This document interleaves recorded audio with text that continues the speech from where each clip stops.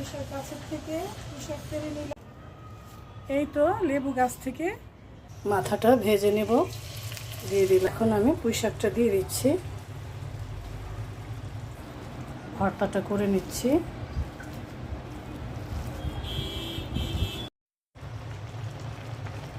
মাছের মাথা দিয়ে পুঁইশাকের তরকারিটা হয়ে গেল। চলে আসলাম আম্মার বাসার ছাদে, অনেক দিন পরই আসলাম, সব সময় আসা পড়ে না। আজকে চলে আসলাম। ছাদে আসলে ভালোই লাগে। আসসালামু আলাইকুম, সবাই কেমন আছেন? আলহামদুলিল্লাহ আমি ভালো আছি, আশা করি আপনারাও ভালো আছেন। আপনাদের জন্য অনেক অনেক দোয়া ও ভালোবাসা। আম্মার বাসার ছাদ বাগানে আমি প্রায় এসে থাকি, এখানে গাছগুলি একটু দেখি। এই ফুলটা একদমই ঝরে গেছে, আর এই গাছের ফুলটা খুব সুন্দর। এসো, এটা বেশি ভালো হচ্ছে ফুলটা। এখন উপরে যাচ্ছি, দেখি উপরের কি অবস্থা। উপরে অনেক গরম, প্রচুর রোদ, তাই একটা চেয়ার নিয়ে ফুল গাছের নিচে বসলাম। এখন সিঁড়ি দিয়ে আরও উপরে উঠছি। উপর থেকে ছাদটা খুব সুন্দর লাগে। আমি যখন উঠেছি ছাদে খুব রোদ ছিল, কিন্তু খারাপ লাগছিল না, সাথে বাতাসও ছিল। পাশের বাড়ির বিল্ডিংয়ে কাজ চলছে, ড্রিল মেশিন চালাচ্ছে। আওয়াজের জন্য একদমই শান্তি পাচ্ছি না। ছাদে উঠে কিছু ছবি তুলে নিলাম, ভিডিও করে নিলাম। আমার লাগানো পুঁইশাক গাছে অনেক পুঁইশাক ধরেছে, লতাগুলো বেয়ে বেয়ে একদম উপরে উঠে গেছে। আমি কিছু পুঁইশাক ছিঁড়ে নিচ্ছি। বাসায় মাছের মাথা আছে, মাথা দিয়ে রান্না করব। ছাদের এই সুন্দর পরিবেশে এসে একটা গান গাইতে ইচ্ছে করলো, জানি না আপনাদের কেমন লাগবে। ভুল ত্রুটি হলে ক্ষমার চোখে দেখবেন।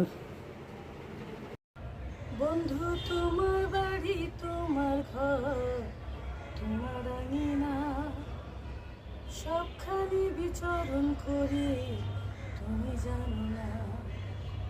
তুমি যখন ঘুমাও থাকি তোমার স্বপ্নে, ভালোবাসার কাজল হইলাম তোমার নয়নে। বন্ধু রে তুমি মোরে ভুইলা যাইও না, বন্ধু রে তুমি মোরে ভুইলা যাইও না। ছাদে আসলে কেন জানি মনটা অনেক শান্তি লাগে। দিন অনেক ছোট, আসরের আজান দিচ্ছে।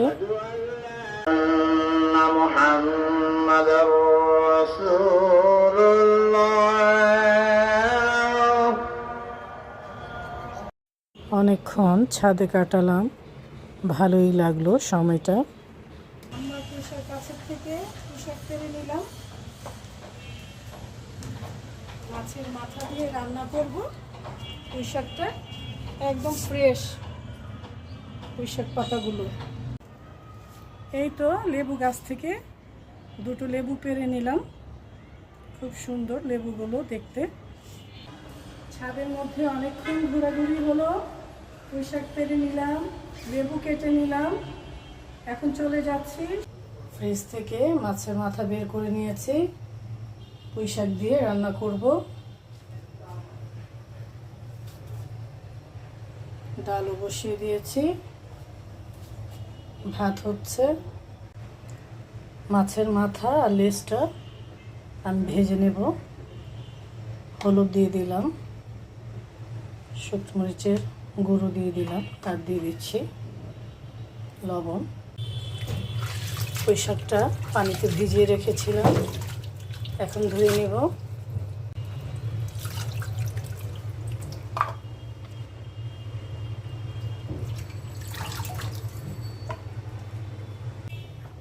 ডালের মধ্যে কয়েকটা আমচুর দিয়ে দিচ্ছি, কাঁচামরিচ দিয়ে দিলাম, মাথাটা ভেজে নেব, দিয়ে দিলাম। মাছের মাথাটা বেশ বড়,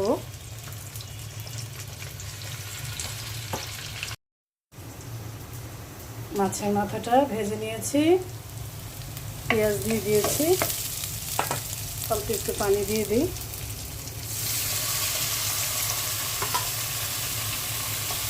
দিয়ে দিচ্ছি মশলা, আদা রসুনের পেস্ট আর লবণ।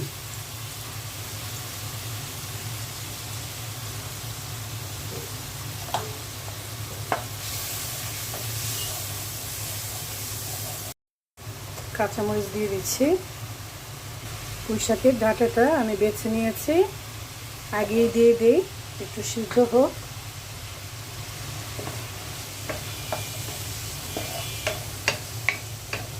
পুঁই শাকের ডাঁটার সাথে আমি মাছের মাথাটাও দিয়ে দিচ্ছি। মাথাটা অনেক বড়, একটু সিদ্ধ হোক ভালো মতো। ঢেকে দিচ্ছি কিছুক্ষণের জন্য। মাছের লেজটা এখন ভর্তা করব। আমি ধনিয়া পাতা, পেঁয়াজ কুচি করে নিয়েছি, কাঁচামরিচ কুচি করে নিয়েছি,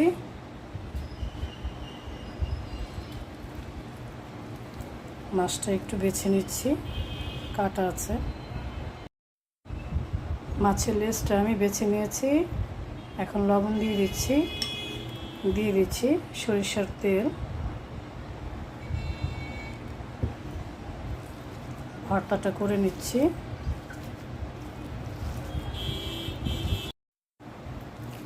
ভর্তাটা হয়ে গেছে। গরম গরম ভাতের সাথে ভর্তা দিয়ে খেতে কিন্তু দারুণ লাগে, আমার তো খুবই ভালো লাগে।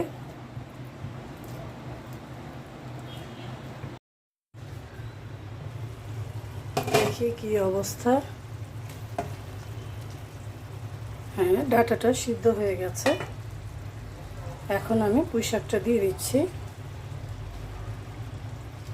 পুঁই শাক পাতা সিদ্ধ হতে বেশিক্ষণ লাগে না। মাছের মাথার বাকি অংশগুলো আমি দিয়ে দিচ্ছি পুঁই শাকের উপরে, দিয়ে দিচ্ছি পানি,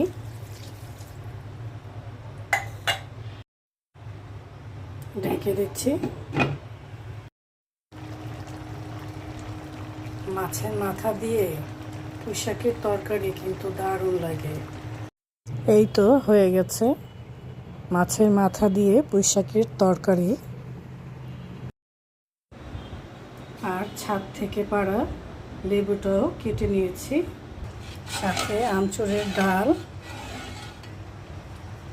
আর ভর্তা, মাছের লেজের ভর্তা। গরম গরম ভাতের সাথে খেতে কিন্তু দারুণ লাগবে। সবাই ভালো থাকবেন, সুস্থ থাকবেন। আল্লাহ হাফেজ।